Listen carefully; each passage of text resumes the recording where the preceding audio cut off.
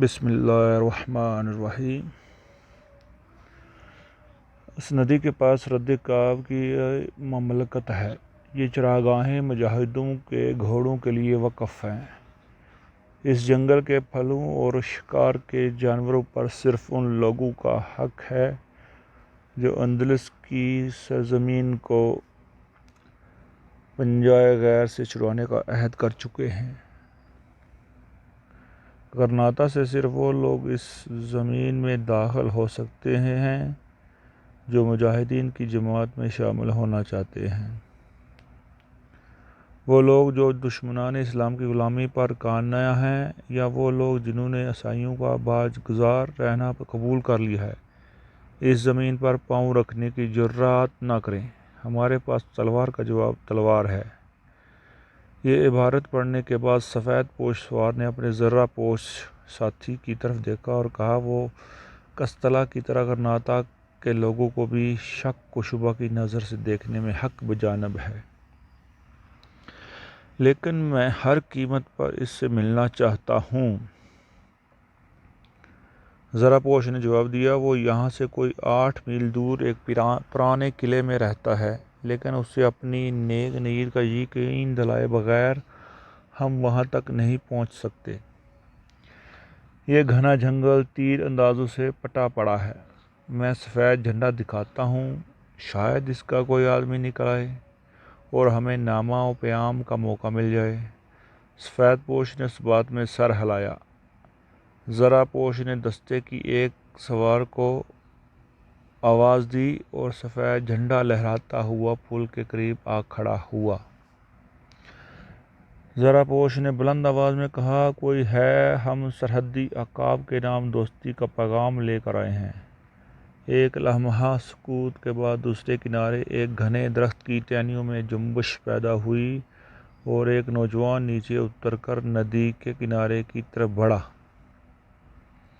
اور بولا، ہمارے پاس دوستی کا جواب دوستی ہے، لیکن سرحدی عقاب کو شاید یہ اعتراض ہو کہ دوستی کے پیغام کے لیے آپ کو اتنے مسلح سواروں کی ضرورت کیوں پیش آئی؟ زرہ پوش نے جواب دیا، مجھے یقین ہے کہ بدر بن مغیرہ کے جانباز غرناطہ کے 50 مسلح سپاہیوں سے مرعوب نہیں ہو سکتے۔ تاہم اس سے پوچھا جائے، اگر اسے اعتراض ہو تو ہم ان سپاہیوں کو واپس بھیج دیتے ہیں، ورنہ ہم اپنے ہتھیار آپ کے سپرد کر دیتے ہیں، اور تیسری صورت میں یہ بھی ہو سکتی ہے کہ ہمارے ساتھی ندی کے اس پار کھڑے رہیں اور تم ہم دونوں کو اپنے امیر کے پاس لے چلو۔ نوجوان نے جواب دیا، اگر آپ سرحدی عقاب کا نام جانتے ہیں تو آپ شاید ان کی عادات سے واقف ہوں۔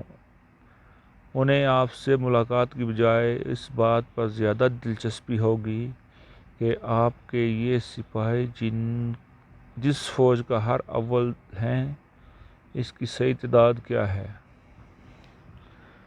زرہ پوش نے اپنا خود اتار کر ایک سپاہی کو دیتے ہوئے کہا، اگر تمہارے دل میں غرناطہ کی فوج کے ایک سپہ سالار کے لیے کوئی عزت نہیں تو کم از کم غرناطہ کے شاہی گھرانے کا احترام ضرور ہوگا۔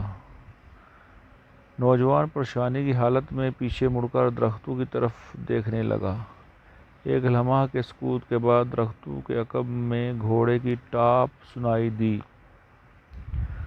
اور آن کی آن میں ایک سوار جس کے جسم پر چمکتی ہوئی زرہ اور سر پر خود کی بجائے سفید عمامہ تھا، ندی کے کنارے آ کر رکا تو وہ 18-20 برس کا خوش وضع نوجوان تھا اور اس کے چہرے سے غیر معمولی شجاعت جھلک رہی تھی۔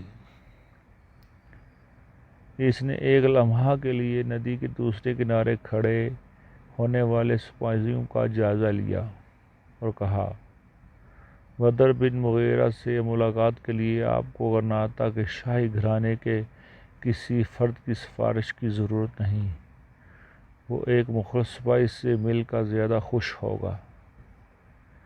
زرہ پوش نے جواب دیا، ایک سپاہی کے خلوص کی کسوٹی صرف میدان جنگ ہے، اور اگر قدرت نے مجھے اور تمہارے امیر کو ایک محاذ پر جمع ہونے کا موقع دیا تو میرے سینے کے زخموں سے ابلتا ہوا خون میرے خلوص کی شہادت دے سکے گا۔ جاؤ اپنے امیر سے کہو کہ اگر اسے موسیٰ کے خلوص پر شبہ ہے تو آج ہی قسطلہ کے کسی شہر پر چڑھائی کر کے دیکھ لے۔ موسیٰ کا پورا نام موسیٰ بن ابی غسان ہے۔ میں اور میرے یہ 50 سپاہی تلواروں کی چھاؤں اور تیروں کی بارش میں اس کا ساتھ دیں گے۔ اگر آپ کو ہماری یہ ویڈیو پسند آئے تو لائک اور کمنٹ ضرور کریں اور ہمارے چینل کو سبسکرائب ضرور کریں۔ آپ سب کا شکریہ۔